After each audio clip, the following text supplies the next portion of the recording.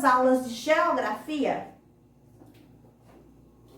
Como vocês podem acompanhar, foi enviado para casa os roteiros com as páginas que deveriam ser realizadas, além de uma breve explicação, não é isso?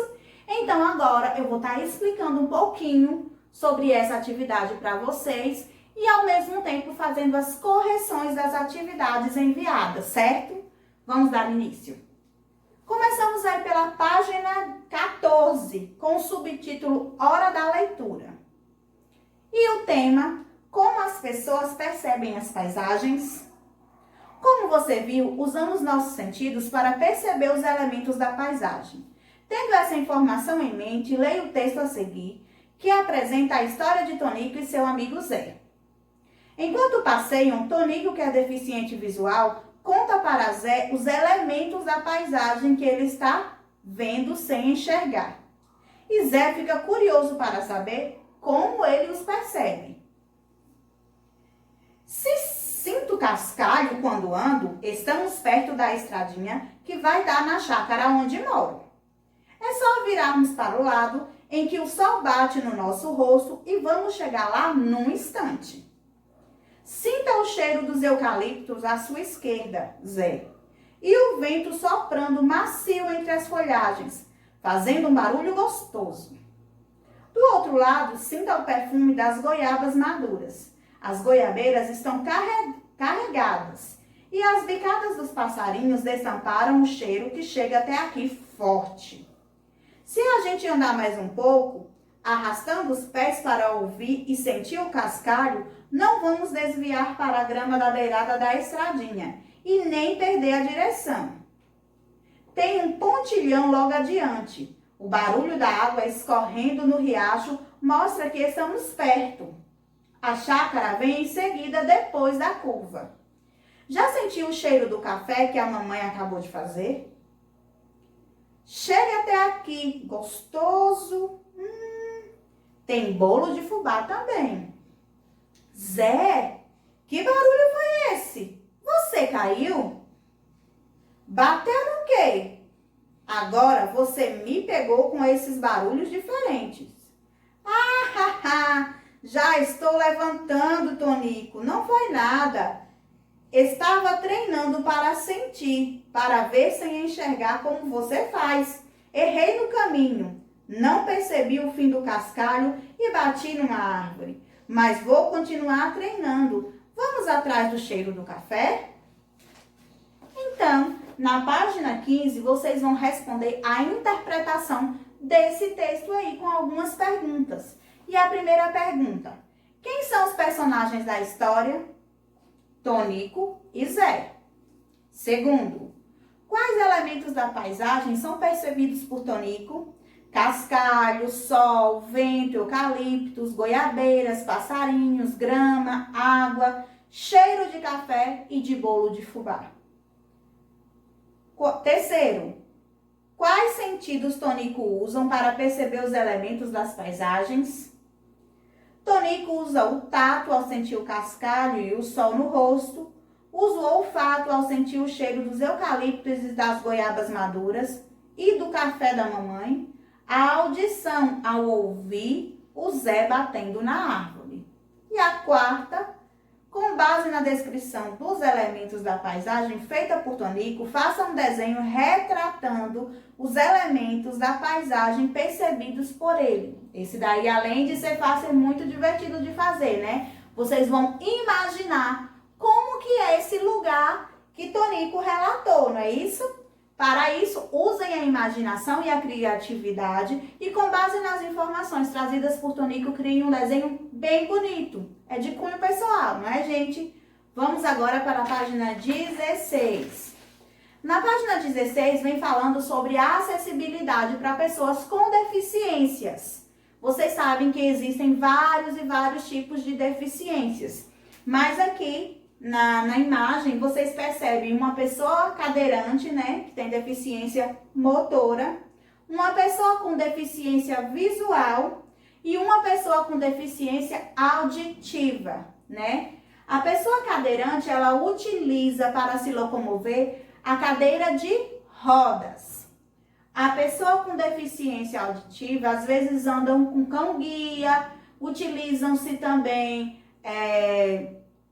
da bengala, de pessoas que possam estar conduzindo, né, ela por alguns lugares, e outras conseguem andar perfeitamente sozinhas, né, já com suas habilidades treinadas no decorrer da vida.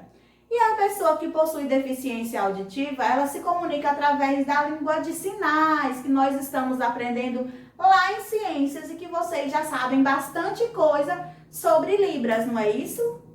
Então, com base em tudo isso aí, temos aí uma informação sobre o escritor, né, o cartunista Maurício de Souza, que ele, lá nos seus gibis, ele também traz alguns personagens que possuem algumas deficiências, né? Como é o caso do Luca e da Dorinha. O Luca, ele é cadeirante e a Dorinha, ela tem deficiência visual. Existem também outros personagens com alguns outros tipos de deficiência lá nos gibis do Turma da Mônica. Se vocês pesquisarem, já existe outros tipos de deficiência. Eu não me lembro agora do nome do personagem, mas já tem um personagem que também tem autismo lá. Então, se vocês entrarem lá na página lá de Maurício de Souza, vocês vão encontrar bastante informação, né? E aí, tá perguntando, tendo em vista no desafio, tendo em vista o que você estudou, faça o que se pede. Cite 2 exemplos de ações que podem ser tomadas para que as pessoas com deficiência tenham seus direitos respeitados.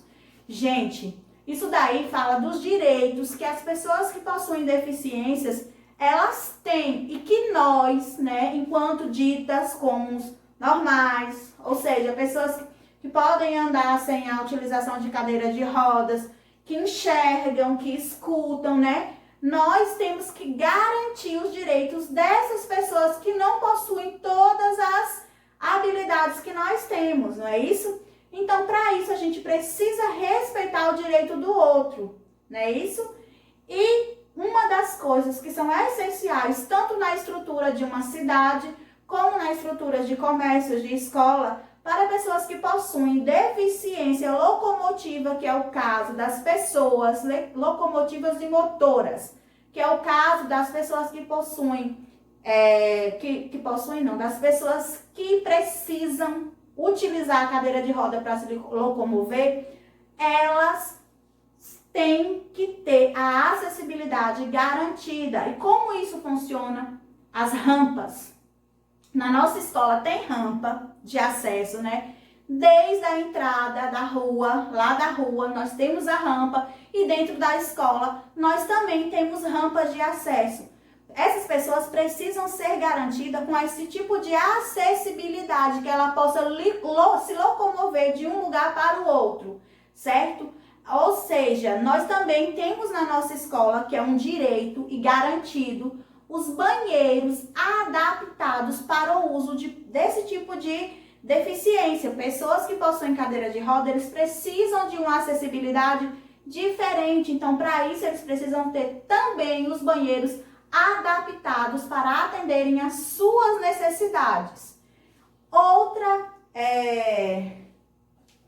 Outro direito também que é importante em estabelecimentos comerciais, a gente sabe que nem todo estabelecimento tem isso. A gente sabe que é muito difícil as pessoas se adequarem aos direitos das pessoas com deficiência, né? Mas é também direito que em um estabelecimento tenha uma pessoa que consiga falar em Libras. Se chega uma pessoa com deficiência auditiva e não tem ninguém na loja ou no estabelecimento que tenha base nenhuma da língua de sinais, como é que essa pessoa vai ser atendida adequadamente?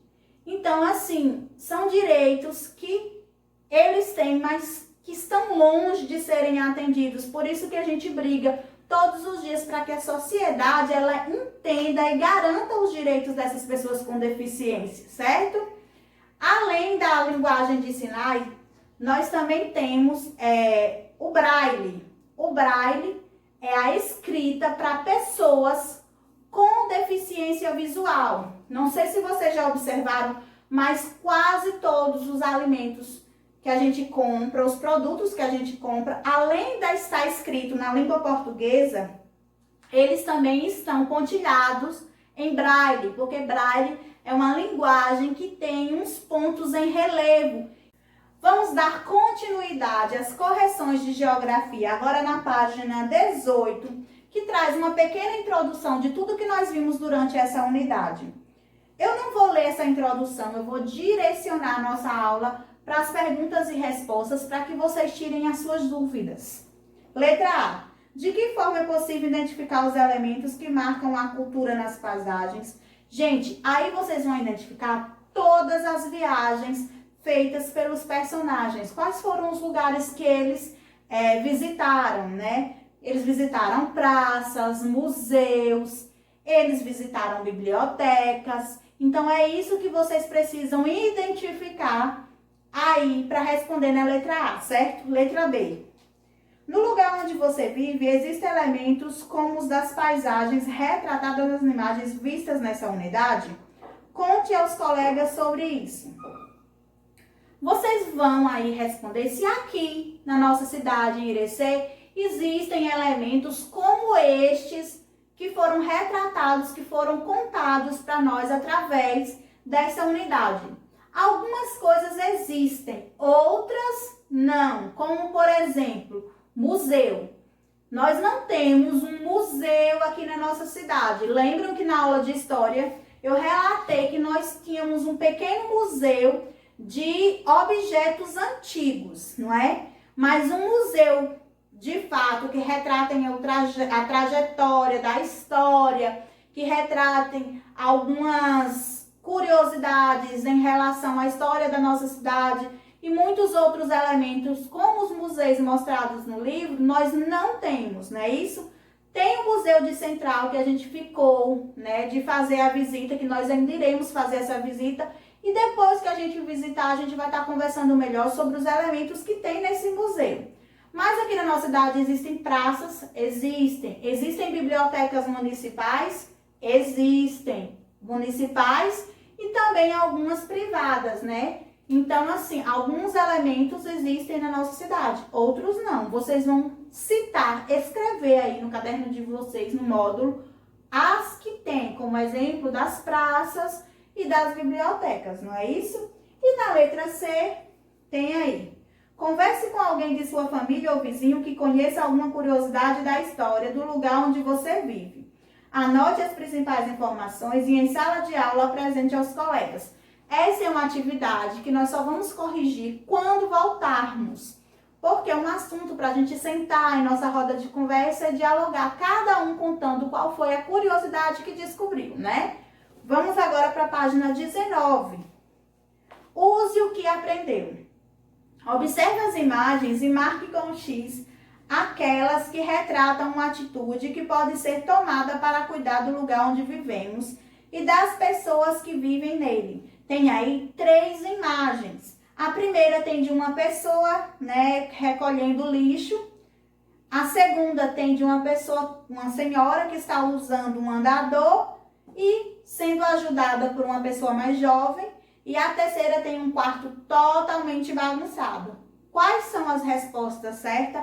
O primeiro quadrinho e o segundo quadrinho. O terceiro do quartinho desarrumado, ó, vocês não marcam. Vamos para a segunda. Observem as imagens a seguir, que retratam a paisagem e responda, que é essa imagenzinha aqui. Eu vou aproximar da câmera para que vocês vejam. Quais elementos você observa nessa paisagem? O que é que tem nessa paisagem? Vocês vão identificar aí a cachoeira, a vegetação, tudo muito verde, pessoas, a aglomeração de pessoas, que agora a gente não pode de jeito nenhum ter esse tipo de aglomeração, mas aqui na imagem tem crianças brincando, não é? A vegetação muito verde, o céu muito azul. Então, é isso que tem nessa paisagem, certo? Letra B. Imagine que você está junto com essas pessoas da imagem. Quais sentidos você poderia utilizar para perceber os elementos retratados? E aí, Quais são os sentidos do nosso corpo que a gente pode utilizar para identificar os elementos da paisagem? A visão, a audição e o tato. O tato porque você está lá sentindo a água. A visão porque você está olhando tudo que está à volta. E a audição porque você está ouvindo o barulho de pessoas conversando, o barulho da água que está correndo, da cachoeira derramando no rio. Então, esses 3 sentidos vocês podem utilizar se vocês estivessem em um lugar como esse. Vamos para a página 20. Terceiro, pesquise imagens e informações sobre a história de um lugar que você goste da cidade. Você pode pesquisar em livros e na internet ou também entrevistar uma pessoa mais velha que conheça o lugar que você escolheu. No caderno, registre as informações e colhe as imagens em sala de aula. Compartilhe com os colegas sua pesquisa. Você pode usar as questões a seguir para realizar sua pesquisa. Aí tem aí, qual é o lugar? Quem frequentava esse lugar? Quem frequenta esse lugar hoje? Quais atividades são realizadas hoje nesse lugar? Quais atividades eram realizadas nesse lugar no passado? Esse lugar é antigo ou recorrente? Esse lugar sofreu muitas alterações ou continua igual, parecido como era originalmente? Então, isso aqui é uma discussão que a gente também vai fazer quando a gente voltar às nossas aulas, certo? Quarto, observe a paisagem retratada nas imagens a seguir e responda as questões em seu caderno. Temos aí imagem de quê, gente? 2 imagens de lixeiras abarrotadas de lixo e lixo caindo por todos os lados, não é isso? Na segunda imagem está pior ainda do que na primeira. Na primeira nós temos 3 lixeiras, os lixos estão em sacos plásticos, né? Está um pouquinho mais organizada. Na segunda não tem organização nenhuma, né? É jogado por cima da lixeira e pelo chão. Agora vamos às perguntas. Qual é o problema retratado nas fotos? O que é que vocês estão vendo aí na foto de problema? Além do lixo jogado fora das lixeiras, há poucas lixeiras em lugar de grande circulação e não houve coleta seletiva de lixo, ou seja, não passou o caminhão do lixo para recolher esse lixo e o lixo está só se amontoando. Letra B. Você já observou esse tipo de situação no lugar que mora ou próximo à escola? Vocês já viram isso por aqui na nossa cidade ou perto da escola? Vocês vão responder. Letra C. Como podemos colaborar em nosso dia a dia para que um problema como esse não aconteça? O lixo, ele deve ser jogado, gente, diretamente na lixeira. Lembram que nós conversamos sobre a separação seletiva de lixo? E o que é isso? Vamos relembrar?